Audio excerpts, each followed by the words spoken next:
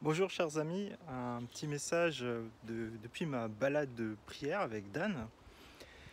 C'est pour nous encourager pour ce soir, pour ce temps de jeûne et prière, un temps fort qu'on veut vivre ensemble à partir de 19h30 à l'église, avec un démarrage aussi vers 20h, avec un temps de louange. On veut vraiment être dans l'adoration de Dieu. Et puis après on va vivre deux temps forts. Un premier temps qui va consister à prier pour les malades de l'église, et un second temps où on va aussi prier pour l'avenir de l'Église et notamment la possibilité de pouvoir bientôt de nouveau tous se rassembler ensemble pour vivre un culte ensemble.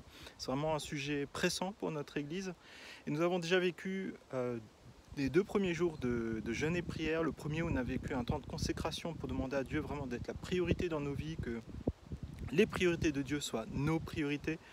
Un second temps hier où nous avons prié vraiment pour nos amis, nos familles et aussi cette région qui a tant besoin de Dieu.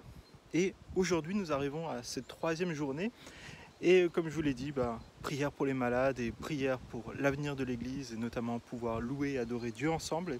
Et sur ce cheminement nous avons lu ensemble le livre de Jonas et je voudrais simplement vous laisser une parole. Donc c'est Jonas à la fin du livre de Jonas.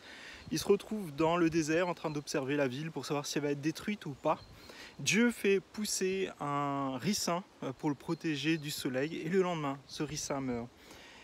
Et Dieu demande à Jonas cette question. Fais-tu bien de t'irriter à cause de la plante? Il répondit, je fais bien de m'irriter jusqu'à la mort. Il a tort. L'Éternel dit, tu as pitié de la plante qui ne t'a coûté aucune peine et que tu n'as pas fait pousser, et qui est née une nuit et qui a disparu l'autre nuit. Et moi, je n'aurai pas pitié de Ninive, la grande ville dans laquelle se trouvent plus de 120 000 êtres humains, incapables de distinguer leur droite de leur gauche, et un grand nombre d'animaux.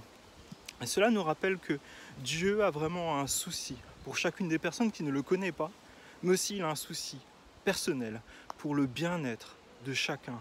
Il va à la rencontre de chacun et aussi nous pensons qu'il veut nous faire du bien aujourd'hui, que Dieu a beaucoup plus de compassion que nous et on veut s'attendre à la compassion de Dieu ce soir. Donc rendez-vous à 19h30 pour vivre un temps de communion, un temps de prière, un temps de louange, d'adoration et nous attendre ensemble à ce que Dieu nous parle et intervienne dans nos vies et notre Église. À très bientôt les amis.